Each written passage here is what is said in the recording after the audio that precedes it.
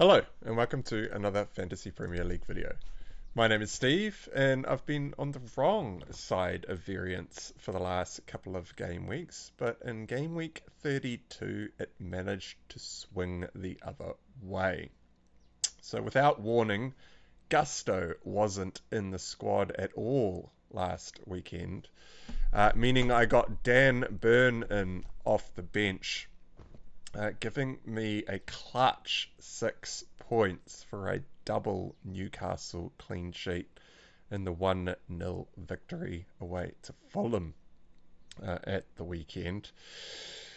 So we got pretty lucky with Dan Burn coming in there. We also got pretty lucky that Dubravka came away with all 3 bonus points in that match as well, which was a huge haul for a goalkeeper in game week 32.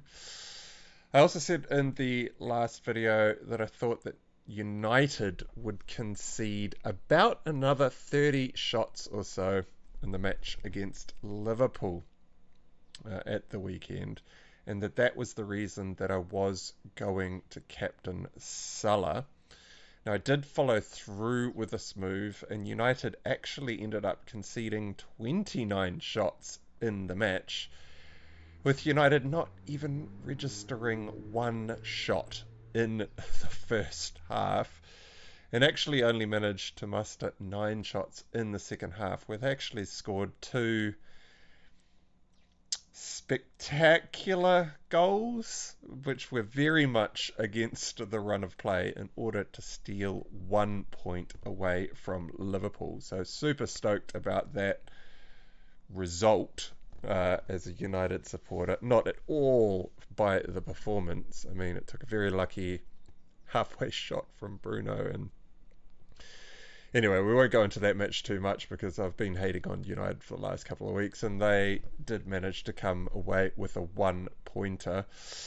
Salah scored the penalty that was awarded from an abysmal challenge by Wan-Bissaka, who never should have been lunging at Elliott in the box like that.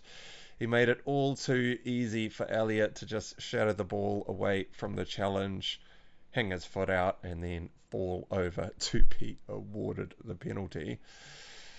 To counter the variance, though, Salah did miss some huge chances in the match and could have actually come away with a double-digit haul, but he did manage to beat both Son and Palmer, who were probably the 2 other favourite captaincy shouts last week, as they both only managed an assist each, with Salah actually managing the top score out of the front-running captain candidates last week, equaling Haaland's 8 points. So it was either Salah, Haaland, Palmer or Son for captain last week. I was never looking at Saka, even though he was the only man that came away with the double-digit return. So even though I was on the right side of variance this week, it could have been a lot better had Salah nabbed another attacking return in that fixture.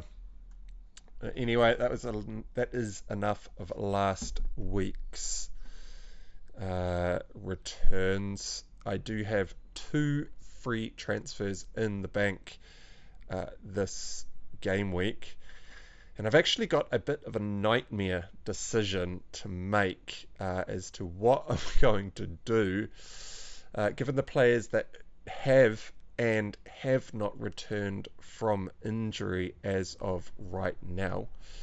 But before we jump into it, make sure to give the following content a like and subscribe to the channel, especially if you do get some value out of the content. Right, so my plan is to dead end into game week 34, and I did have not really pre-planned moves, but kind of like some penciled in ideas of what I was looking at in terms of a team for game week 34. Now I'm currently 3 transfers away from the team that I have been showing on the channel for the last couple of weeks.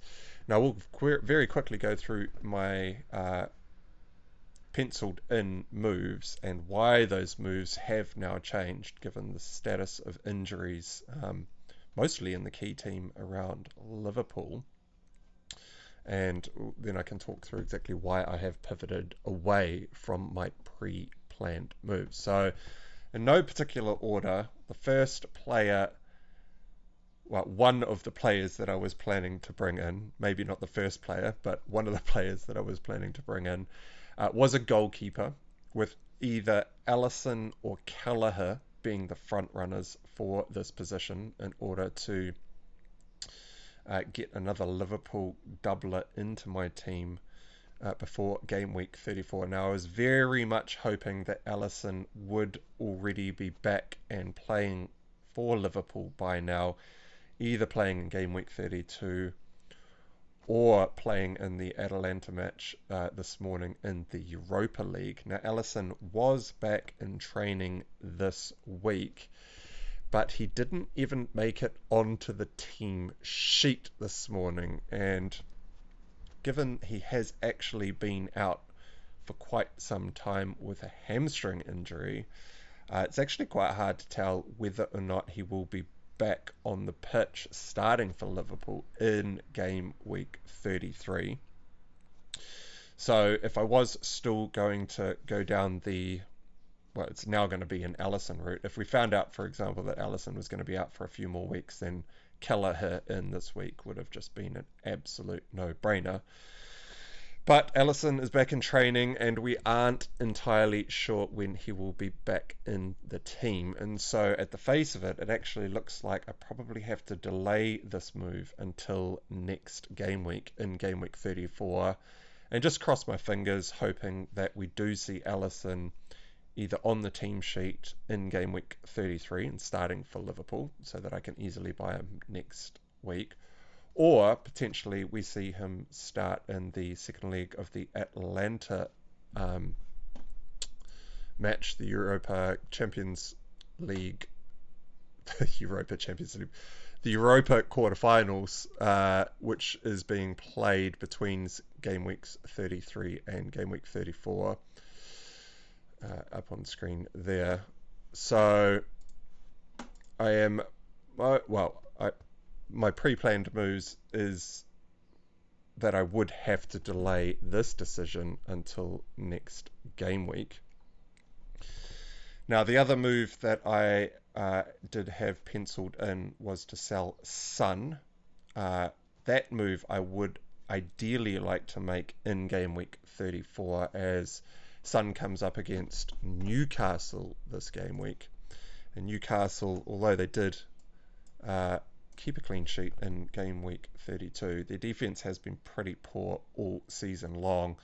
And I'm almost certain that Spurs will be scoring at least a goal or two this game week. And I would put money on Son being involved in that. And so I do really want to hold on to Son for game week 33 through until game week 34, and then just sell him next week for some sort of midfielder.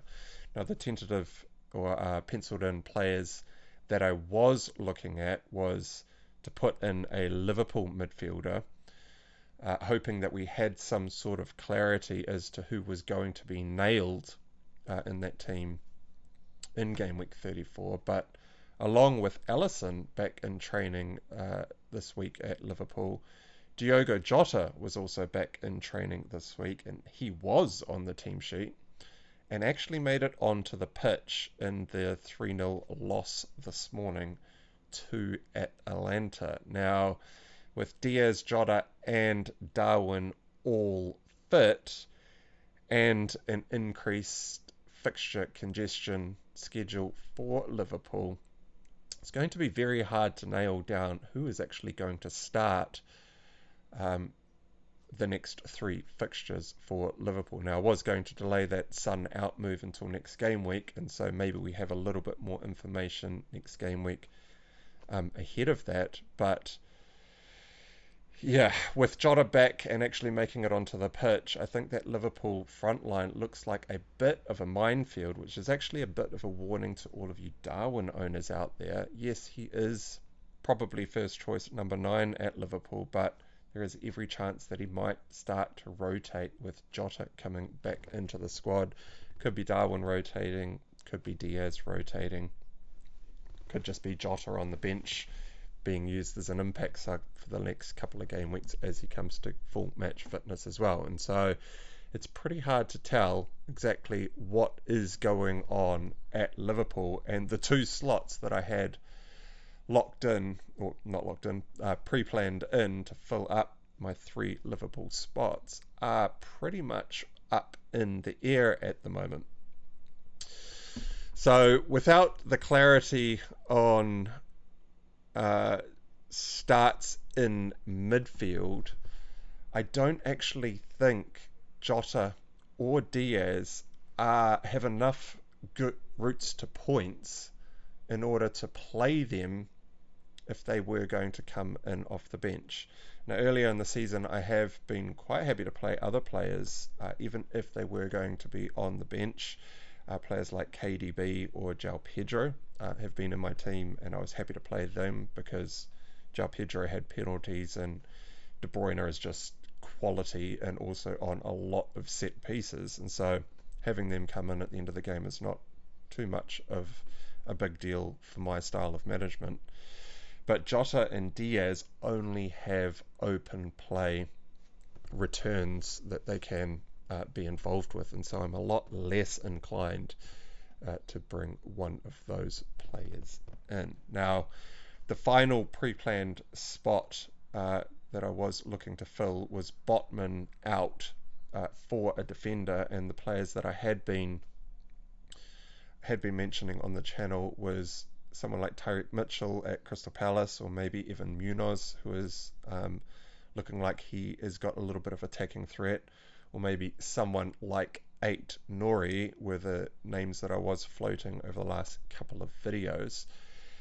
But I have now put Virgil van Dijk in the mix, and even Trent Alexander-Arnold is sort of in the mix as well, as he is also back in training was back in training this week along with Jota and Alisson. He was also on the team sheet this morning, so he is at least fit enough to get some minutes, but he didn't actually make it onto the pitch in the Atlanta match. So TAA is an option, although I am heavily favouring Virgil van Dijk, as he's about the only nailed Liverpool asset that I can see apart from Salah, who I already own. So at this point, I'm now looking to pivot away from using a Liverpool midfield slot and looking at trying to double up on the Liverpool defence for that all-important double in game week 34. Now, the dilemma that I have is I can't actually bring in Virgil van Dijk this week for Botman. So if I went Botman to Virgil, I'm actually 0.4 million away from making that move, which would be my ideal move in just a one transfer move this week, and then I'd be able to play Virgil van Dijk against Crystal Palace at home, but I am priced out of this deal. So my plan has now had to pivot, and I am now prioritizing Virgil van Dijk, who wasn't even part of my thoughts up until this point. And if I do want to buy him into my team this week, then I will have to make 2 transfers, use my 2 free transfers, and actually sell Son this week ahead of that Newcastle fixture. Now, this is one of the options, right? So if I want to bring Virgil in this week, I'd have to use 2 transfers. If I do sell Son this week, it means I need to bring in the midfield player that I am now looking at instead of a Liverpool midfielder, which is most likely going to be someone like Eze. So if I get rid of Son and bring in Eze, this would give me enough money to bring in Virgil this week, meaning I could play Virgil. But then I've just bought Eze against Virtual, so an attacker against my defender, which is obviously not ideal.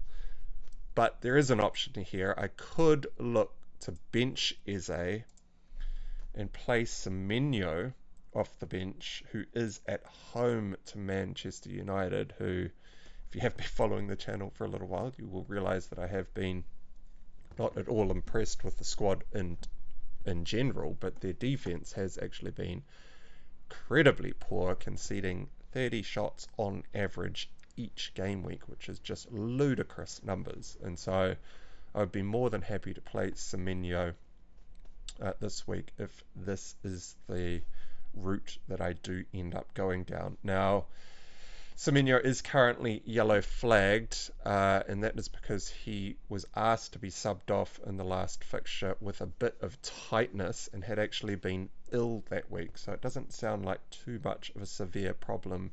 He's probably going to start the fixture against United, and so this is definitely a viable option moving forward. So if I spend my 2 free transfers in game week 33, I'll then have 1 free transfer in game week 34 with 3.4 million in the bank, and I could quite easily go someone like Turner to Alisson and have my 10 doublers with Palmer on the bench and Haaland away to Brighton in game week 34. So this is how the team would line up. It would be Alisson and net. So double Liverpool defence with Alisson and Virgil, both away games to Fulham and Everton. I've got a triple up on Bournemouth, away to Aston Villa and Wolves. So 2 pretty good fixtures, double up in attack and a Zabani in defence. I've got a triple up in Arsenal, Saka with Odegaard being my big differential here in midfield, and Gabriel in defence. It'll give me Eze playing in game week 34, Salah probably captain, and Haaland up front. This allows me to hold on to Palmer through his tough single game week fixture. I actually have no plans to sell Palmer because he is the player that I would lose the most value on if I did actually choose to sell him. And given that Chelsea have 2 doubles after game week 34 and I will want him back, I'm just going to hold him through on the bench moving forward. So that is one option. Now the reasons I don't really like that option is I miss out on Son away to Newcastle, and Son could go absolutely mental in this match. As I said, Newcastle's defence is pretty leaky and has been all season, and Son, although he hasn't been setting the world alight recently, he could quite easily come away with 2 returns in this fixture. I don't like the idea of spending 2 transfers buying Eze to bench him and then still have to play double Newcastle defence against Tottenham in a fixture where I do think they're going to concede a couple of goals. So I'd really be hoping... What would I be hoping for there? Probably a clean sheet, which is unlikely to happen. Maybe Burn gets an attacking return, or Dubravka saves a penalty against Son or something, and that makes this whole play kind of worthwhile. So there is definitely some drawbacks to going this way, and it is currently not my favoured option. The other option that I have is to bring in Alisson this week for either Dubravka or Turner. Now, if I do go down this route, it would most likely be by selling Turner, because obviously if Alisson doesn't play this game week, I would at least want a goalkeeper. I wouldn't really want to be playing with 10 men in order to make this move. Now, obviously the risks involve... Why does it say 0.2 million? Is that right? I thought I actually had enough money to do that. I had just checked this out beforehand. I'm 0.2 million short. There must have been some price changes today while I was getting the video ready or something. That is extremely frustrating. So that doesn't even allow Okay, so I can't bring in Alisson for Turner. Okay, so this makes it an even more of a nightmarish decision. I was actually heading down the track of bringing in Alisson for Turner this game week, benching Dubravka, and then if Alisson doesn't make it onto the pitch, I could at least have Dubravka coming in for Alisson. The risks involved with that is obviously Alisson might not play in game week 33, and there is no guarantee that he even plays in that first fixture in game week 34 either. But now that that's not even an option, the only way that I could do that is to actually sell Dubravka in order to bring in Alisson this week.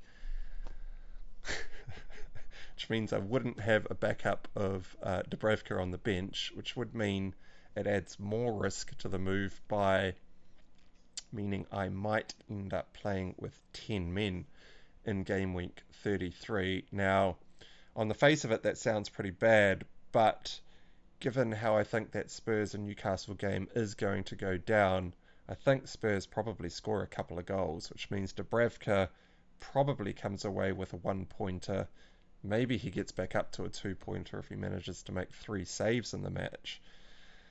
But that is just a hell of a long shot on hoping that Alisson does in fact play in game week 33 or if he does it in 33, at least starts that first fixture in game week 34, meaning I have him for the double in game week 34. Now, the added advantage of, well, actually, this might not even work now because obviously the price changes have occurred, but in preparing for this video, if my final option was to actually bring in Alisson for Dubravka, if we get any sort of news ahead of this weekend that Alisson is in fact starting, that actually opens up the door to Trent Alexander-Arnold instead of Virgil for Botman in game week 34. So obviously this is game week 33, so if I roll towards 34 with Alisson, assuming that I go down the Dubravka out for Alisson route, I have more than enough money to do whatever I want as soon as I sell Son, especially considering I'm most likely going to Eze. That'll give me 4 million in the bank, which means that I can go. I did have a lot more money to do that move if I wanted earlier in the day, but I currently could go to Trent Alexander-Arnold in game week 34, assuming that he is back in game week 33, or at least back in the second leg of that Atlanta Europa fixture mid next week. Although I would have to go and make these moves probably pretty early next week if I wanted to favour Alexander-Arnold over Virgil and go for that extra attacking threat. But to be honest, that just seems like a lot more risk than is necessary, and I would probably just stick with going with Virgil van Dijk next week, because God only knows if Trent is going to be ready. So I think it's probably worthwhile just giving up on him right now. So my notes are now completely skew given that the prices have all changed, but my most likely move was to go Turner up to Alisson for the game week, but that is now completely ruled out. I may in fact now have to reassess and potentially lose Son a game week early. Pray that he does nothing against Newcastle. Pray that Newcastle just keep a clean sheet, and because I will in fact be playing, well, I will be playing Burn if that is the case, because I wouldn't be able to bring Botman in, and it's an absolute nightmare of a decision. This looked all so easy last game week when I had this all planned in. I had so much money to spare with all the moves. It is not ideal. Well, if you were in my position, let me know in the comments below what you would do with this team and my funds with 2 free transfers, as I am probably now looking at some pretty left field moves here. It's probably leaning a lot more towards Son out for Eze this week, which would allow me to actually also bring in Virgil this week if I did do that, which does get rid of at least having to play Burn against Tottenham at home. Maybe there is a bit of merit in doing that, but Son is so highly owned. I just have this feeling he's going to go crazy against Newcastle because I expect it to be quite an open end-to-end game. Newcastle have been conceding a lot of goals because they just are getting absolutely run through in midfield, and the way in which Spurs play, I expect them to do that quite freely in the match, and so it would be a huge punt to hope that Spurs just don't end up scoring in this fixture. As you can see, it's a bit of a nightmare situation and decision, which I thought I was actually looking pretty good for with 2 free transfers in the bank and 1.7 million sitting in the bank, ready to do whatever I want with. Anyway, yeah, if you've got any thoughts, let me know in the comments, and I will respond to those tomorrow before the deadline. And finally, just quickly on captaincy for game week 33. Now, my reason for dodging Haaland for captaincy this game week, he's got a super tasty fixture at home to Luton. However, I'm kind of wondering if Haaland is going to be rotated at all in the Premier League in order to rest him for that very crucial Champions League second leg fixture in which they are 3-3 on aggregate. So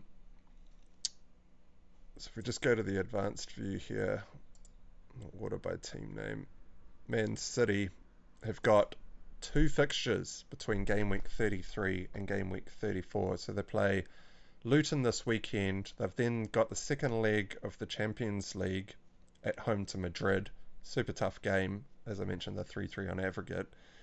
Then they have the FA Cup semi-final at home to Chelsea next week as well, before they have to go and play Brighton in game week 34. Now, to me, the easiest fixture to rest some of your key members would probably be this Luton fixture. Now, you don't want to rest too many of your top players, as you may end up slipping up like Liverpool did this morning in their 3-0 loss to Atlanta. But given how many fixtures they have to play in such a short turnaround, Haaland could potentially be rested, and I do not want to take that risk. Now, Haaland doesn't really do a hell of a lot of running in the match, and so I don't think match fitness or worrying about him getting tired is too much of an issue. It's probably more around him getting injured.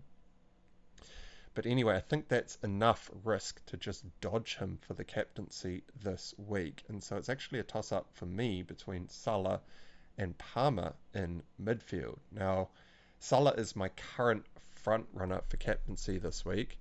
He was rested in the Atlanta match this morning. He did come in off the bench in the second half, but he's almost certainly going to start this weekend at home to Crystal Palace.